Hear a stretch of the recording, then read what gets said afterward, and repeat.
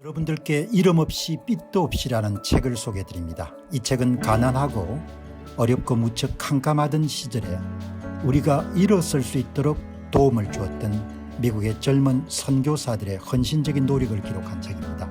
여러분께서는 감동과 교훈 그리고 삶의 지혜를 얻으실 수 있을 것입니다. 감사합니다.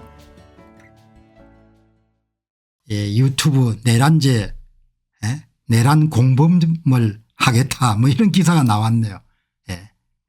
뭐 내란죄 좋아합니다. 이 정치검사라는 것이 기본적으로 그냥 죄 만들어 가지고 그냥 몰고 가는 겁니다. 죄는 얼마든지 만들 수 있으니까. 친한계 내란죄는 대통령 구속 수사 가능이다 이렇게 이야기하는 겁니다. 이렇게 진짜 내란죄를 침묵하는 인간들이 이렇게 이야기하는 거죠. 선관위 덮친 비상계엄 부정선거 주장한 유튜브도 내란죄다. 차라리 이 인간들아, 하늘을 가리라 이놈들아. 선관위 직원들은 자식들이 없냐 이놈들아. 민주당 여러분들 국회의원들은 자식들이 없냐. 한동훈이는 자식들이 없냐. 물론 자기 자식이 MIT를 보냈으니까 뭐 안심하겠지. 인간들아 너그 양심을 뭐 가지기를 내가 호소할 수 없겠지. 그냥 나라에 골로 가든 말든 뭡니까. 권력만 잡으면 되니까. 부정선거 주장한 유튜브도 내란죄로 몰겠다는 겁니다. 여기 보시면은 선관위 극우 유튜브들에게 내란 선동죄를 적용할 수 있는 가능성도 열려 있다. 대한민국의 극우 유튜브가 어디 있습니까? 일부 보수단체와 유튜브들은 올해 총선에 개표 조작 의혹을 주장하며 선관위 조사를 촉구한 바가 있다. 류재율 변호사는 유튜브들이 주장하고 표현한 것만으로 내란 선동이라고 보기 어렵다. 윤 대통령과 유튜브들이 직접적인 소통을 한 정황. 윤 대통령하고 이런 유튜브들이 무슨 소통을 했겠습니까? 썩어 빠진 나라입니다. 정치검사들은 필요한 것만 내란죄를 적용하려고 하고 선거를 이렇게 조작을 해가지고 여러분 이게 부산 남구 선거 결과입니다. 이게 비례대표 한번 보시기 바랍니다. 11,911표를 뭡니까? 위조투표지를 만들어 가지고 조국개혁당하고 더불어민주당하고 이름 집어넣어 준 겁니다. 11,911표를 여러분들 만들어 가지고 사전투표장에 59,554명이 왔는데 위조투표지를 11,911표를 만들어 가지고 국민들에게 어떻게 사기를 쳤는가 하니까 71,465표가 여러분들 사전투표를 했다고 이렇게 거짓말한 겁니다. 이거는 포렌식 할 필요가 없는 겁니다. 왜? 선관위가 발표한 데이터에 다 나오니까. 데이터를 숨길 수가 없는 겁니다. 데이터를 만든 내란을 선관위가 한 겁니다. 그걸 서울법대 이름 사무총장 전부가 다 듣지 않습니까? 대한민국이 다음에 완전히 골로 가게 되면 서울법대 출신들이 나라를 말아먹었다고 생각하시면 됩니다. 한동훈이 윤석열이 뭡니까 무슨 이제 이름도 잊어먹었는데요. 뭐 서울대 법대 출신의 사무총장 하는 친구 누굽니까? 선관위. 이거를 국민들이 저항하지 않으면 그냥 이대로 나라가 그냥 가는 겁니다. 저는 국민들이 저항할 가능성을 이렇게 대해서 그렇게 예단을 하지 않지만 이 국민들이 저항하지 않으면 될 수가 없는 겁니다. 표를 여러분들 사전투표장에 5명이 올 때마다 한 표씩 위조투표지를 만들어 가지고 11,911표를 만든 다음에 조국개혁당이 70%를 먹고 더불어민주당이 30%를 먹은 겁니다. 이런 프로그램을 조사해 보면은 프로그램 가운데 이렇게 비례대표는 항상 나누어 가집니다. 위성정당에 또 모집단이 있고 자매집단이 있으니까 자매단체가 있으니까 조국이 이끌고 있는 조국혁신당에 8,258표 밀어주고 더불어민주당 연합에 33,539표 밀어주고 그렇게 지금 나누어 가진 겁니다. 이거를 대통령이 못 막은 겁니다. 입이 100개라도 할 말이 없는 겁니다. 내가 윤 대통령 옹호해야 될 이유가 전혀 없지만 제가 칼 같은 면이 있기 때문에 사적인 감정이나 이런 거하고 결별해 가지고 사안에 대해서 윤 대통령을 옹호하기도 하고 비난하기도 하고 이렇게 하는 겁니다. 이런 선거를 지금 하고 있는 겁니다. 그래서 저는 대한민국이라는 용어를 쓰고 싶지 않은 겁니다. 그냥 남조선 공화국인 겁니다. 북조선하고 남조선이 그냥 그렇게 가는 겁니다. 점점 수렴하겠죠. 이렇게 여러분들 가고 이 표를 만들기 위해서 얼마를 조작했냐. 사전투표율을 5.27% 여러분들 부풀린 겁니다. 대한민국 부정선거의 핵심은 선거관리위원회가 전산조작을 통해 가지고 사전투표가 행해지는 날에 사전투표장에 오지 않은 유령 사전투표자 수를 만들어 가지고 그거를 당선시키지 않은 사람들에게 집어넣고 그 수만큼 위조투표지를 만든 다음에 집어넣는 방식입니다. 이제 다 밝혀졌습니다. 본인들은 이제 뭐 밝혀져 봐야 국민들 저항 안 하고 신문들 다 침묵하니까 우리가 이겼다고 생각할 겁니다. 국민들이 노예가 된 겁니다. 이미. 나중에 노예가 돼봐야 노예가 됐다고 느끼는 게 아니고 지금 노예가 돼 있는 겁니다. 5.27%를 부풀린 겁니다. 그래서 이 보시면은 이렇게 나오는 겁니다. 이게 다 숫자이기 때문에 조작을 하고 나면 이렇게 숨길 수가 없는 겁니다. 다른 정당들은 표를 조작 안 했기 때문에 추정치 실제하고 선관위가 발표한 위조하고 차이가 안 나지만 더불어민주연합하고 조국혁신당만 이렇게 차이가 납니다. 차이만큼 집어넣어 준 겁니다. 이렇게 7대3으로. 전부 다 선관위가 발표한 선거 데이터가 다 조작이 된 겁니다. 더불어민주연합하고 조국개혁당은. 이 숫자가 전부 다 지금 선관위 홈페이지에 다 올라 있는 겁니다. 이 숫자를 분석하면 이런 결과가 이렇게 나오는 겁니다. 표를 훔친 결과가. 그러니까 지금 말씀드린 것은 뭐 일체 가장이나 이런 거 없이 그냥 숫자를 내친 김에 부산 남구의 박수영 의원 지역구 이름 보시기만 지역구는 14,274표를 도둑질을 했네요. 선관위가 14,274표에 사전투표에서 유령투표지를 만든 겁니다. 투표장에 오지 않은 사람 이거를 다 더불어민주당 후보한테 넣어준 거죠. 넣어줘 가지고 박수영 후보가 부산 남구에서 27,000표 차이로 이겼는데 14,000표를 박재호 더불당 후보한테 집어넣어 가지고 13,000표 차이로 여러분들 박수영 후보가 이긴 것으로 그렇게 조작을 한 겁니다. 4장당 1장의 위조투표지를 만들었는데 그걸 위해 가지고 사전투표율을 6.38% 이런 끌어올린 겁니다. 25.63% 사전투표율을 32% 이렇게 끌어올린 겁니다. 오늘 이야기는 차분하게 이 사람들이 도대체 선거 도둑질을 어떻게 했는지 여기 보시면은 부산 남구의 위에는 비례대표 밑에는 지역구입니다. 비례대표에서는 이런 총 몇 표를 도둑질했는가 하니까 11,911표를 도둑질해 가지고 3대7로 더불당하고 조국혁신당에 나눴고 지역구에서는 14,274표를 도둑질한 겁니다. 숫자를 조작하면은 이렇게 다 드러나게 되는 겁니다. 나는 어마어마하게 부끄럽게 생각한 겁니다. 이런 일을 10년째 하고 있는 겁니다. 10년째. 그래도 대한민국이 해결할 능력이 없는 겁니다.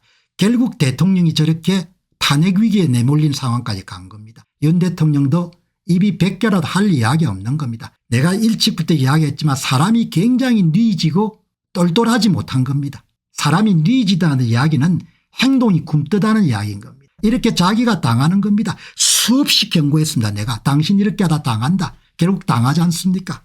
이렇게 당하는 겁니다. 그다음에 다음에 국민들이 당할 때는 뭡니까? 나라가 완전히 박살이 나겠죠. 선거가 무너지게 되면 입법 독재가 여러분들 성행하게 되고 자기들 이익을 보호하기 위해서 민중을 수탈하게 되는 대중들을 그런 법을 여러분들 강제하는 겁니다. 노후고 뭐고 전부가 다 망가지게 될 겁니다. 저 경고가 뭐 저는 여러분들이 이해가 관계가 없기 때문에 그냥 깨끗하게 이야기하는 겁니다. 완전히 망가지게 되겠죠. 이렇게 이러면 돌아가는 겁니다. 여러분 선거 무너지게 되면은 일당 지배체제가 생기게 되고 그 사람들이 여러분들 클래스가 생긴다. 계급이 생기게 되고 그 계급의 이익을 보존하기 위해서 어마어마하게 여러분들 뭡니까 대중들의 주리를 터는 겁니다. 입법 독재를 하는 겁니다. 지 마음대로 하는 겁니다. 어차피 선거는 조작하면 되니까 얼마나 겁납니까. 그래서 나라가 완전히 초토화되는 겁니다. 그럼 해외 여러분들 신용평가 회사들 여러분들 등급 낮출 것이고 자본 빠질 것이고 그럼 내려앉는 겁니다. 나는 그게 그냥 보입니다. 그냥 가는 거가. 자, 그래서 여기 보시면은 부산 남구는 도둑놈들이 여러분들 얼마를 조작했는가 하면 비례대표의 사전투표율을 5.27%만큼 조작했고 지역구는 6.38%만큼 조작한 겁니다. 숫자가 다 나오잖아요. 왜? 후보가 받은 득표수를 전부 다 조작을 했으니까. 더불어민주당하고 이런 조국개혁당의 표를 전부 다 표를 대여름 조작을 해놓으니까 그게 뭡니까? 유전자처럼 그대로 뭡니까 선관위 발표 후보별 사전투표자 수에 그대로 뭐죠 유전자처럼 코딩이 되어 있는 거다. 각인이 되어 있는 거죠. 그걸 다 찾아내지 않습니까. 제야 전문가가 엄청나게 기여한 겁니다. 이렇게 이준석이 한 거 말 보시기 바랍니다. 윤석열이 처음 만난 날 선관위 털려했다. 부정선거 쟁의의 수괴가 윤석열이다. 윤 대통령이 잘 알고 있다는 겁니다. 부정선거를. 기회를 놓친 거지 않습니까. 내가 이런 대권을 쥐고 있으면 전부 다 죽여버렸을 것 같아요. 나는 기회 안 놓칩니다. 그러니까 사람이 물렁한 겁니다. 한마디로 허우대만 멀쩡해 가지고. 그래서 본인이 결국 지금 칼을 맞게 된 겁니다. 그래도 어떻게 합니까 대통령이 칼을 맞게 됐으니까 나서 가지고 대통령을 위해서 이야기를 하는 겁니다. 조선 노비나 남조선 여러분 노예나 또 마찬가지인 겁니다.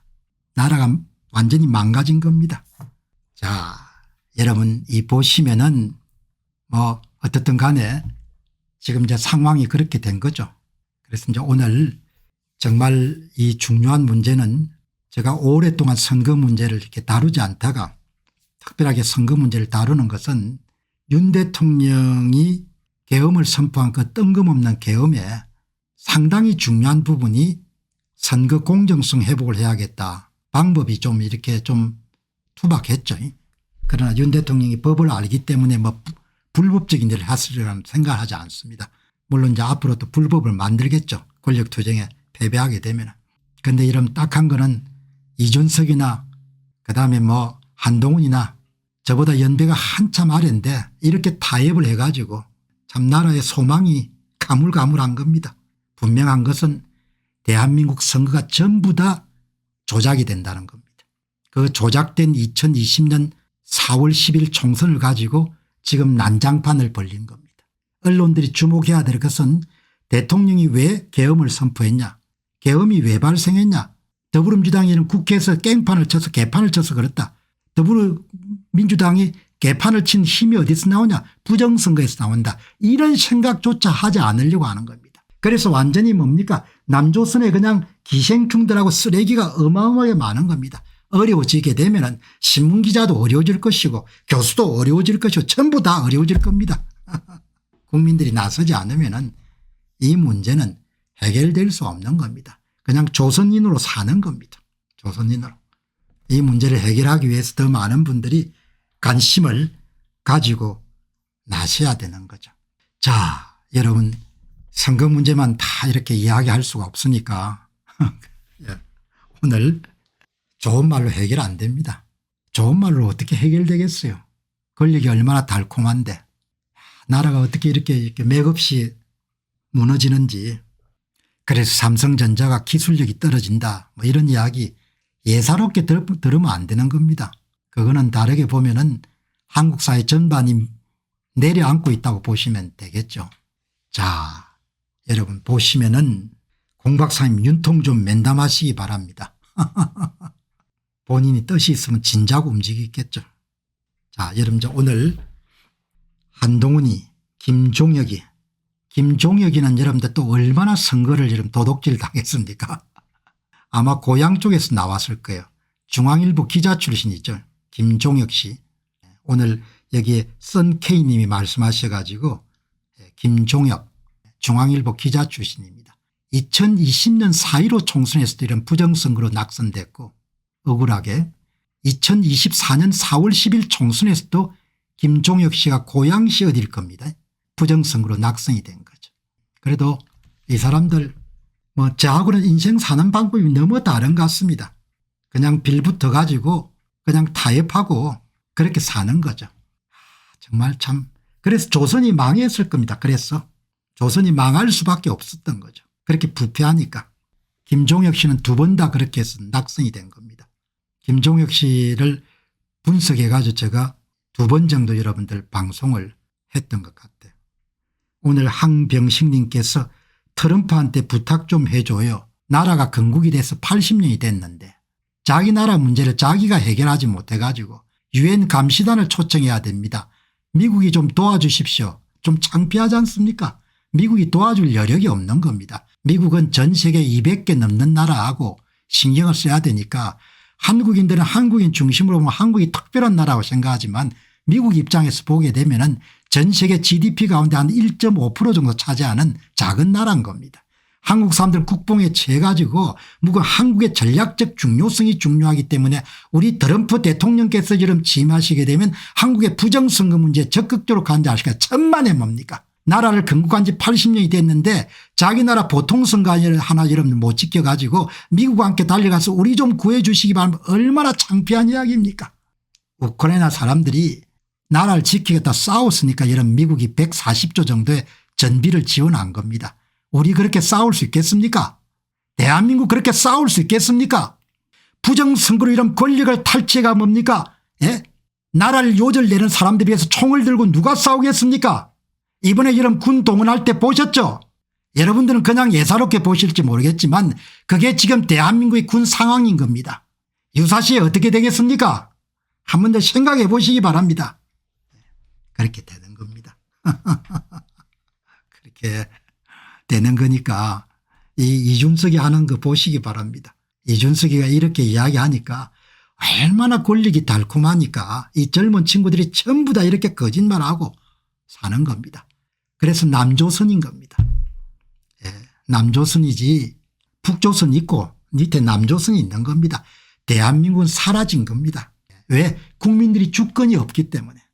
그렇지만 저는 그렇게 하면 마음이 불편하니까 다 뭡니까? 국뽕이 어떻고 K방산이 어떻고 K푸시 어떻고 K팝이 어떻고 우리나라 최고다 이렇게 하고 사는 겁니다.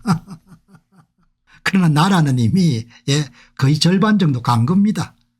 국민들이 나라를 찾을 생각 안 하는데 어떻게 이런 나라가 찾아질 겁니까? 우리 토란프님이 찾아줄 겁니까? 그렇게 토란프님이 그 신경 쓸 여가가 없습니다. 필요하면 뭡니까? 너희끼리 잘 살아라 이렇게 갈 수 있는 겁니다. 이번에 가서 이런 유럽에 이야기했더군요. 군사비 정액 안 시켜주면은 동맹국 관계 해제하겠다. 돈 내라 이야기죠. 돈 안 내면은 그러면 뭐 우리 안 한다 이야기죠. 유럽에 비해서 한국이 얼마나 중요하지 않겠습니까? 지도를 딱 한번 보시기 바랍니다. 지도를 보고 한국 사람들은 깊이 생각해야 됩니다. 한국은 극동에 달랑 붙어있는 나라인 겁니다. 굳이 지켜야 될 이유가 없는 겁니다. 그 나라를. 그러나 예정이 있고 너무 많은 투자를 했고 했기 때문에 우리는 삼성전자를 갖고 있으니까 메모리 반도체 필요 없지 않습니까? 필요하면 마이크론 여러분들 써가지고 여러분들 조달하면 미국 기업 키울 수 있으니까 전혀 문제 없는 겁니다. 그런 거를 정확하게 여러분 이해하고 자기 문제를 열심히 해결해야 주변에 여러분 나라를 도와줄 거 아닙니까? 그래서 제 이야기 요지는 이제 오늘 이런 내용을 제가 여러분들에게 소개하는 것은 뭐 낙심을 시켜드리겠다 이런 이야기가 아니고 남조선의 선거관리위원회가 지난 10년 동안 부정선거를 어떻게 해왔는지를 국민들이 아시고 국민의 주권을 찾기 위해서 저마다의 자리에서 노력을 해야 된다는 이야기를 하는 겁니다.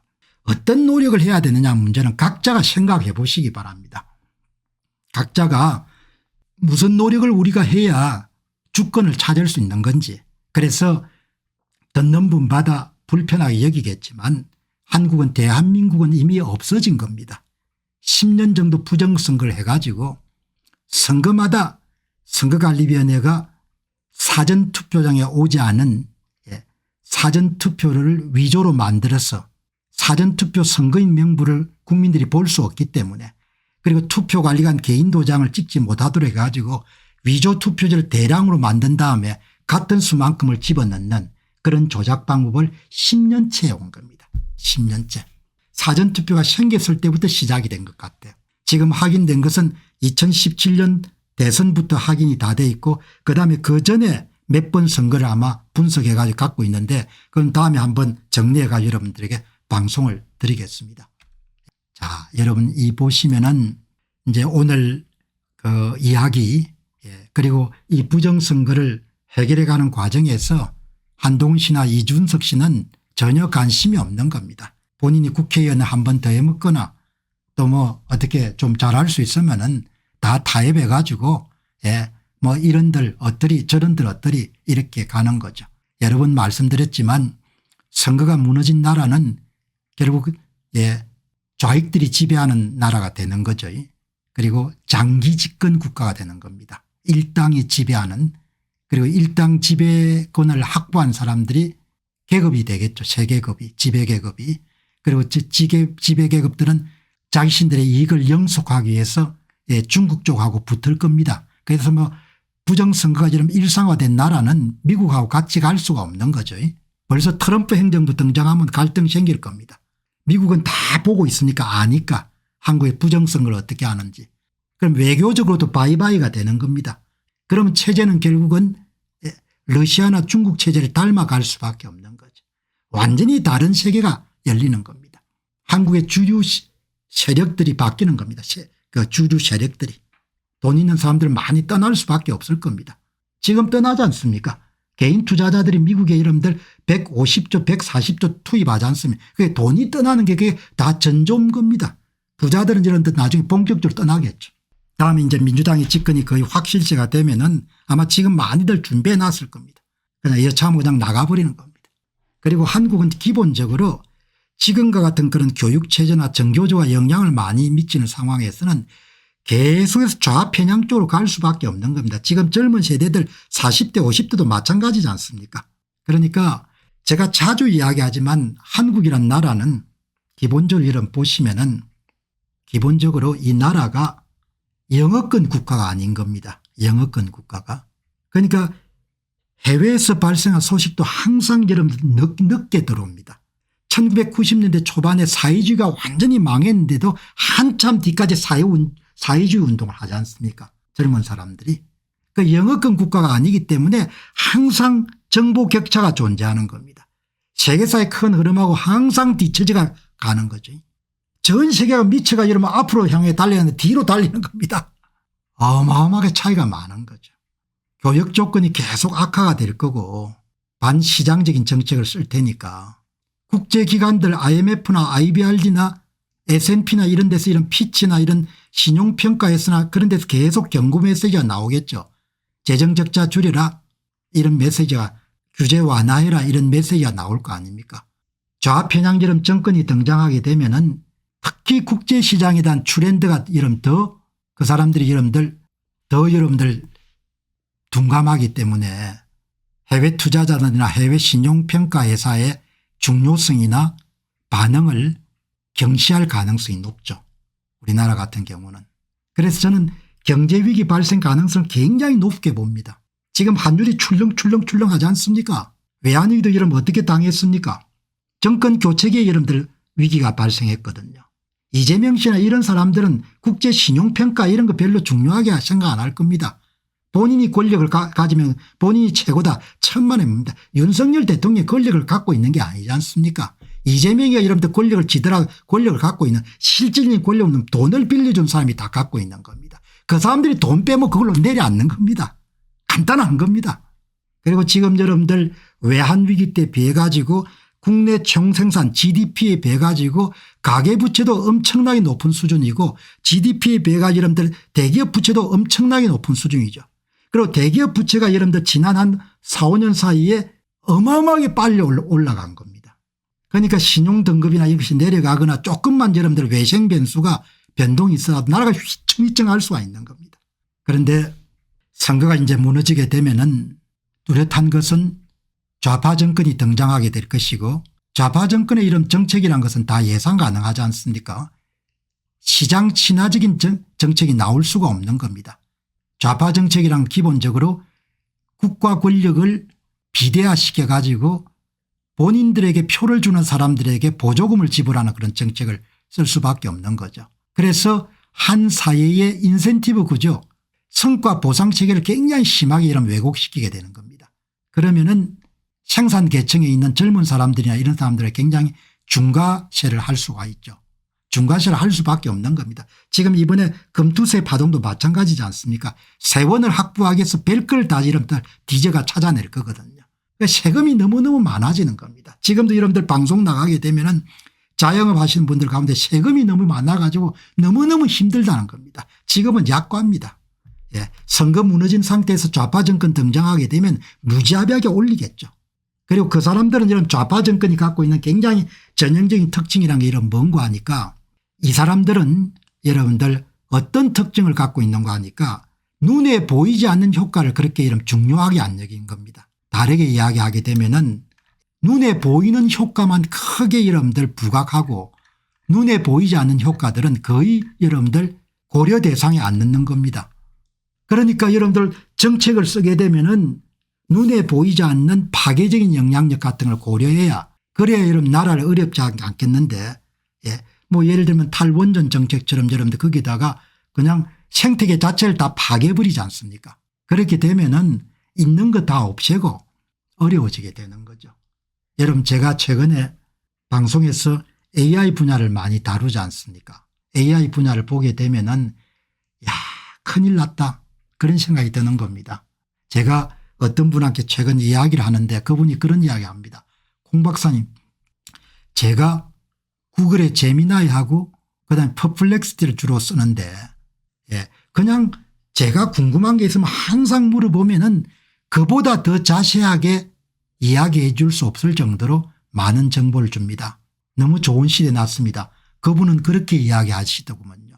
저는 뭐라고 이해됐는가 하니까 속으로 사람이 교육을 통해서 축적하게 되는 인텔리전스 지능의 가치가 거의 제로에 수렴하는 겁니다. 그러면은 화이트 칼라 작업들이 얼마나 많이 없어지겠습니까? 얼마나 세상이 많이 바뀌겠습니까? 그게 지금 일어나고 있지 않습니까? 지금 2025년에는 또 어떤 많은 변화가 일어나겠습니까? 그렇게 여러분들 효과를 발행하고 있는 AI를 가지고 여러분들 로봇에다 탑재를 시키게 되면 그게 스스로 배울 수 있는 휴머노이드라는 이런 로봇이 등장하지 않습니까? 그 휴머노이드라는 로봇이 생산 현장은 또 얼마나 인력을 감축하겠습니까? 엄청난 변화가 일어난 시대인 겁니다. 그 변화가 일어난 시대에 좌파 정책으로 나라가 가겠다. 망하는 길입니다. 완전히.